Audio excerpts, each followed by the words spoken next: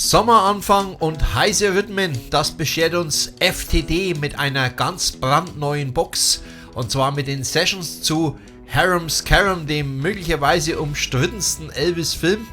Wie dem auch sei, wir gehen in diesen Sommer. Sommeranfang ist heute und ich habe nicht nur euch die Sonne mitgebracht und eine neue Box mitgebracht, sondern auch ein neues Intro. Wir gehen in eine neue Staffel. Toll, dass ihr wieder mit dabei seid. Here's Elvis Presley. Ja, herzlich willkommen, liebe Freunde, zu einer neuen Ausgabe von In Elvis Veritas. Toll, dass ihr wieder mit dabei seid. Ich heiße euch alle herzlich willkommen. Die Stammgäste, aber auch alle, die neu auf meinem Kanal sind. Ja, wir steigen gleich ein. FTD hat wieder einmal eine Session Box veröffentlicht. Session Box heißt, man veröffentlicht die Sessions, also die vollständigen Sessions, wobei sie nicht immer vollständig sind, zu einer LP oder einem Film-Soundtrack oder was auch immer. Und nachdem wir ja vor gar nicht allzu langer Zeit die Sessions zu Girl Happy bekommen haben, seht mein Video dazu, ist jetzt brandneu diese Woche auf den Markt gekommen die Session Box zu Harum Scarum oder auch Harem Holiday, der englische Titel dieser Elvis-Film aus dem Jahr 1965, der ja von vielen als der vielleicht schlechteste Elvis-Film bezeichnet wird. Ich habe mich schon mal ausführlich mit diesem Film befasst und blende euch oben mein Video ein dazu. Wer das nochmal nachsehen möchte oder vielleicht noch gar nicht gesehen hat, schaut es euch an. Alle Infos zu Harum Scarum in diesem Video. Heute soll es aber hier jetzt um diese Box gehen, um diesen Review. Und zunächst mal, was bekommen wir eigentlich?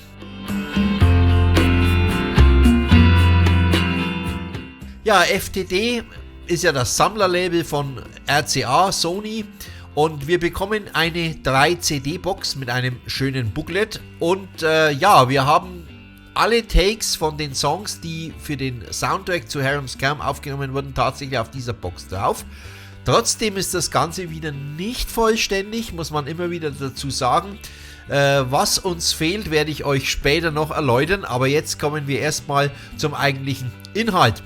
Das Besondere an dieser Box ist, dass wir also zu den einzelnen Titeln des Soundtracks, auch zu den Bonustiteln, die nicht im Film Verwendung fanden, alle Takes bekommen. Das ist soweit richtig. Wir bekommen den kompletten Soundtrack remixed und remastered. Vic Anesini hat wieder seine, soll jetzt nicht negativ sein, seine Finger mit dem Spiel. Wir kennen ihn. Er ist ja neben Matter of Spang, der aber in erster Linie mit dem 70er Material von Elvis zu tun hat, ist Vic Anesini der Remasterer. Und wir haben jetzt auch tatsächlich einen neuen Mix bekommen, einen neuen Stereo-Mix vom Soundtrack. Da war ich persönlich sehr gespannt.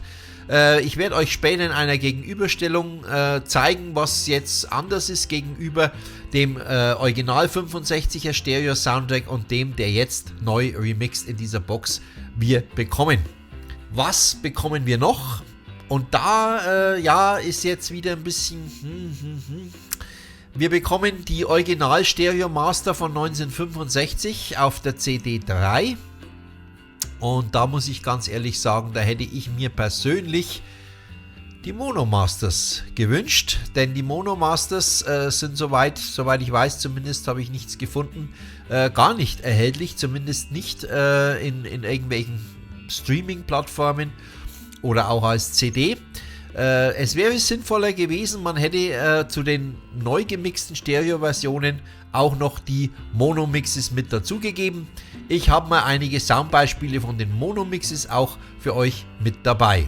Auf der CD 1 haben wir, wie gesagt, den kompletten Soundtrack remixed und wir bekommen schon Teile der Session zu Shake That Tambourine. Jetzt muss man dazu wissen, wenn ihr auch mein Video zu Harum Scarum angesehen habt, ich habe ja bereits darüber gesprochen, am ersten Abend im Februar 65 schaffte Elvis tatsächlich nur einen einzigen Song und das war Shake That Tambourine.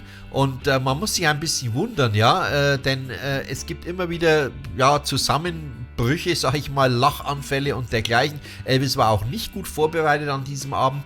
Ja, und so hat man sich tatsächlich an diesem Abend Zeit genommen für 41 Takes, sage und schreibe 41 Takes von Shake That Tambourine. Ich habe als Beispiel mal für euch den Take 12 herausgesucht. Shake the little tambourine, shake a ring a jing ting a ling. Shake my little dancing queens, that tambourine, that tambourine.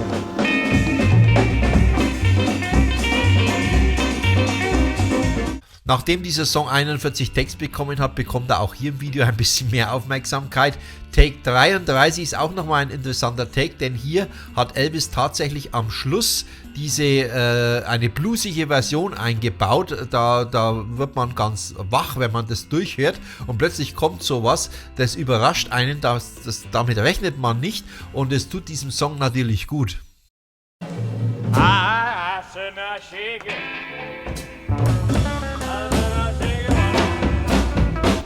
Awful good up to there. Thank you.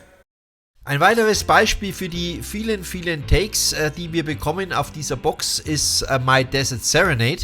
Come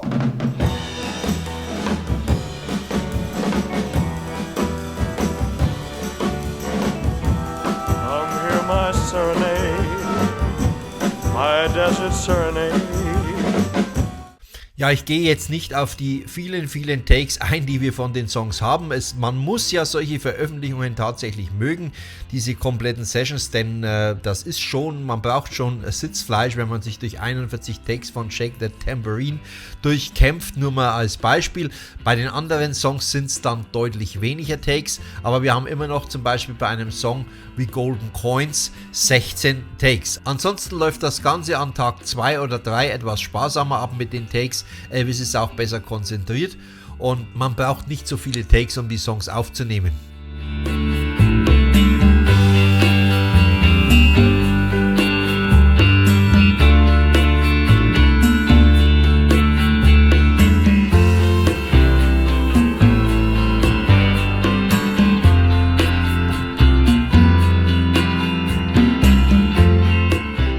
Jetzt werdet ihr euch vielleicht fragen, was macht denn die Remixes aus im Vergleich zu den Originalmixes?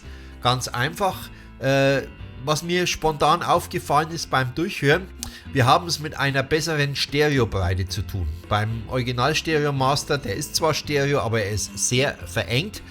Hier hat man eine deutlichere Breite. Elvis ist aber weiterhin zentral in der Mitte. Er ist auch weiterhin prägnant vorhanden, so wie das auch im Originalmix war. Da ist Elvis' Stimme ja wirklich sehr dominant und so ist es hier auch. Das hat man gelassen, aber man hat die Instrumente verbreitet. Bevor wir jetzt zum Vergleich kommen zwischen dem neuen Mix und den Original Stereo Mastern von 65, muss ich nochmal darauf hinweisen, wie wurde denn überhaupt aufgenommen. Wir haben also aufgenommen, das ist schön, weil wir im Booklet nämlich die ganzen Tapeboxen mit drin haben, nicht die ganzen, aber einige, und daraus können wir die Aufnahmedaten entnehmen. Es ist also eine 3-Spur-Aufnahme und es war bei den Elvis-Songs ja üblich, dass im Studio direkt sofort der Live-Mix gemacht wurde. Das heißt, der Song wurde aufgenommen und wurde gleichzeitig abgemischt. Man hat also bei Grundeinstellungen genommen, hat man die Takes durchlaufen lassen, sodass also gar kein neuer Mix erforderlich war. Und das war zunächst einmal ein Stereo-Mix, auch wenn 1965 das weit verbreitetste Format natürlich immer noch Mono war. Und dann hat man erst im Nachgang aus diesem 3-Spur-Stereo-Mix einen Monomix gemacht, indem man sozusagen die beiden Stereokanäle zusammengelegt hat. Ist also anders, als es beispielsweise bei den Beatles war, wo es ja einen eigenen Monomix gibt, waren die Elvis Monomixes meistens sogenannte Fold-Down Mixes. Fold-Down heißt beide Kanäle zusammen. So ist es auch hier bei Harum Scarum. Ja, und aufgenommen wurde mit 38 cm pro Sekunde Bandgeschwindigkeit. Das sagt jetzt den meisten von euch wahrscheinlich nichts, aber als kleine Info, eine Musikkassette, die die meisten von euch wahrscheinlich noch kennen, die lief mit 4,75 cm pro Sekunde. Deswegen hatte man auch oft das Problem mit dem Rauschen bei den Kassetten. Bei der Tonbandmaschine war die normale Geschwindigkeit 9,5 cm pro Sekunde. Man hat dann für hochwertige Aufnahmen 19 cm pro Sekunde gemacht und 38 cm pro Sekunde ist im Prinzip schon, ich sag mal, ja, Studioqualität kann man sagen. Man könnte das natürlich nochmal verdoppeln auf 76 cm pro Sekunde, hat man auch zum Teil gemacht, aber für die Elvis Soundtracks hat man das wohl mit 38 cm pro Sekunde gemacht, wo man natürlich auch exzellente Ergebnisse bekommt.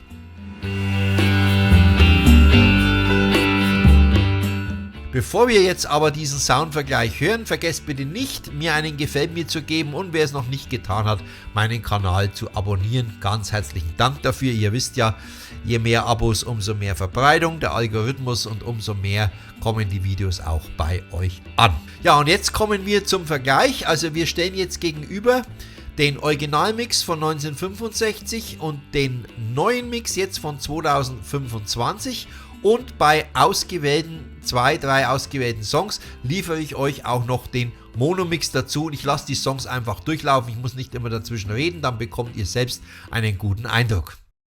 Gonna travel wild and free. Gonna travel wild and free.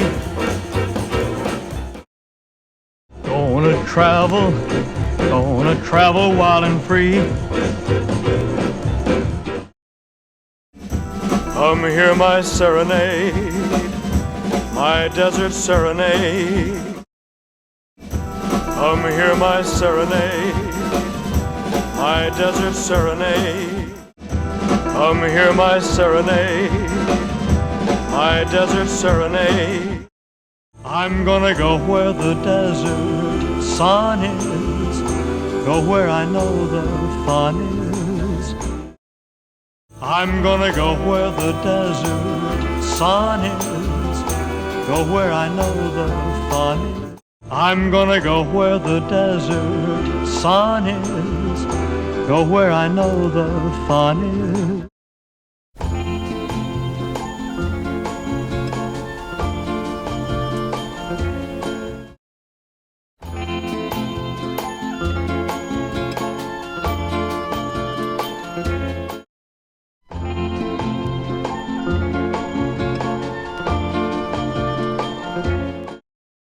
When you meet by chance, it's not just by chance, it's kismet. When you meet by chance, it's not just by chance, it's kismet. When you meet by chance, it's not just by chance, it's kismet. Shake the little tambourine, shake a-ring-a-jing-jing-a-ling, shake, shake, one little dancing queen, shake that tambourine, that tambourine. Shake the little tambourine, shake a-ring-a-jing-jing-a-ling, shake, shake, one little dancing queen, shake that tambourine, that tambourine. Shake the little tambourine, shake a-ring-a-jing-jing-a-ling, shake, shake, one little dancing queen, shake that tambourine, that tambourine. Hey little girl, you sure look cute to me.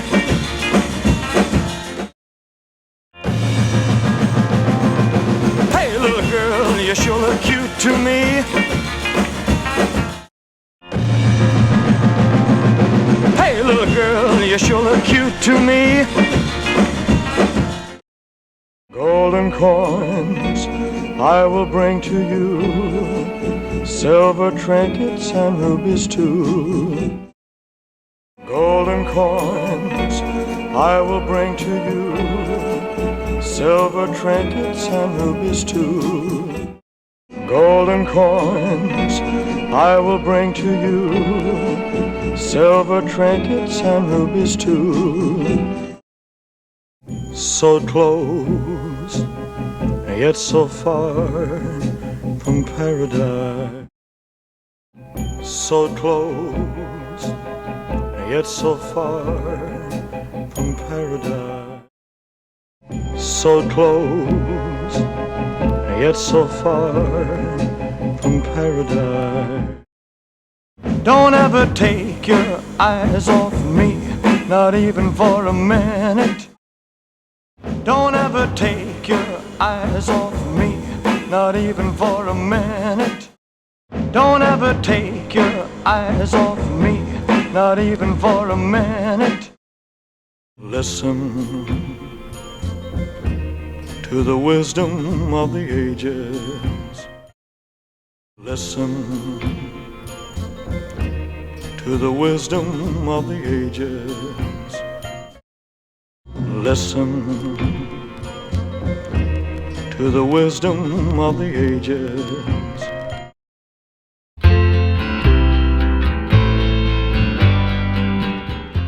Ja, mein Fazit, liebe Freunde, zum Abschluss, also das ist natürlich immer, man muss das mögen mit diesen Session Boxes, ja, man hört sich das durch und manchmal ist es etwas ermüdend, andererseits zeigt es aber auch gewisse Entwicklung im Studio. Ich muss aber dazu sagen, dass wir hier bei diesen Songs wenig Veränderung bei den Takes haben. Das sind meistens kleine Fehler, die mal passieren. Entweder ist es Elvis oder der Schlagzeuger kommt mal aus dem Rhythmus oder irgendwas. Also ganz normale Dinge, die passieren. Auch Profis passieren, selbstverständlich. Aber wir erleben jetzt nicht hier ein Arrangement, das nach und nach entsteht, wie wir das bei vielen großartigen Studiosongs von Elvis haben wir das hier natürlich nicht. Aber immerhin, es ist eine Session, in der Elvis präsent ist im Studio und gemeinsam mit den Musikern die Songs einspielt. Das ist ja schon mal ein Fortschritt. Das war auch nicht bei allen Soundtracks so, vor allem nicht bei den späteren. Kommen wir zur Soundqualität. Die Soundqualität ist wie immer bei diesen Session Boxes sehr, sehr gut. Wir haben ja schon bei Girl Happy wirklich eine sehr gute Qualität gehabt. Auch hier ist die Qualität deutlich über dem, was wir bisher hatten. Bei Harum Scarum hört sich alles sehr, sehr gut an, ist gut abgemixt, ein schöner, frischer Klang. Das Ganze klingt entstaubt, klingt wirklich gut. Schwachpunkt der Box ist, es fehlen tatsächlich wieder die Movie-Versionen. Es gab ja bei einigen Songs wurden also eigene Movie-Versionen gemacht. Die haben wir nicht drauf. Und was ich eingangs schon erwähnt habe, ich vermisse ein bisschen die Monomaster. Es wäre mal wirklich gut gewesen, man hätte die Monomaster noch mit drauf. Da hätte man mal einen schönen Vergleich gehabt, zumal die auch wirklich sehr, sehr rar sind. Ja, soweit mein Review-Video zu Harum Scarum, zu den Harum Scarum Sessions von FTD, der brandneuen Box. Ich möchte mich bedanken, dass ihr wieder mit dabei wart und hoffe, dass ihr auch nächste Woche wieder einschaltet hier auf In Elvis Veritas. Bis dahin wünsche ich euch eine gute Woche, eine gute Zeit und sage Ciao und Servus, euer Gerd. In Elvis Veritas, die Wahrheit hinter dem Mythos. Long live the King. You like that, huh?